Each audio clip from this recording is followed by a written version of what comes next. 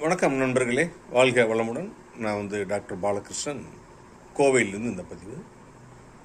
ஜோதிடம் என்னும் அறிவியல், ஜோதிடம் என்னும் அற்புதம், ஜோதிடம் என்னும் ஆன்மீகம்.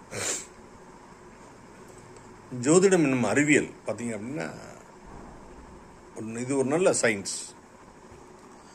இப்போ நிறைய பேருக்கு ஒரு காரியம் நடக்குமாதா ஒருத்தருக்கு ஹாஸ்பிட்டலில் அட்மிட் பண்ணியிருக்காங்க. இந்த அட்மிட் பண்ணியிருக்கும் போது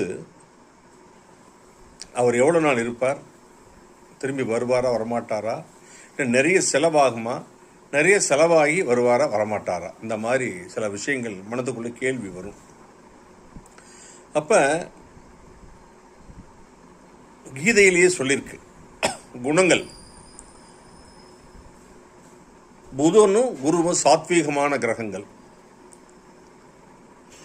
சூரியன் சுக்கிரன் சந்திரன்கள்லாம் ராஜச கிரகங்கள். சாத்விகம்னா என்ன அப்படின்னா எதை எதிர்பார்க்காம செய்யுது. ராஜசம்னா என்னன்னா நீ ஒன்று கொடு நான் ஒன்று கொடுங்கிறது. செவ்வாய் சனி ராகு கேது தாமச கிரகங்கள். நம்மகிட்ட மட்டும் இப்போ அரசியல்வாதி மாதிரி நம்மகிட்ட மட்டும் பிடிக்குவாங்க, அவங்க ஒன்றும் வராது. நீ அரிசி கொண்டு வா, நான் உமி கொண்டு வர்றேன், ஊதி ஊதி சாப்பிடலான்னு சொல்கிறாங்களோ அந்த கேரக்டர் உள்ளவங்க.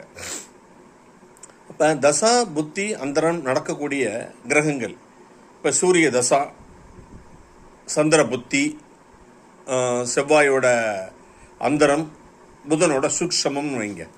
இப்போ சூரியன் எந்த நட்சத்திரத்தில் இருக்குன்னு பார்க்கணும். இப்போ சாத்வீகம்னு சொன்ன பார்த்தீங்களா, புதன் குரு, இவங்க சாத்வீகம். இந்த தசா புக்தி அந்தரன் நடத்தக்கூடிய 4 கிரகங்களும் இந்த 2 கிரகங்களோட நட்சத்திரத்தில் புதனுக்கு பார்த்தீங்கன்னா ஆயில்யம் கேட்டை ரேவதி, குரு பார்த்தீங்கன்னா பூரட்டாதி விசாகம்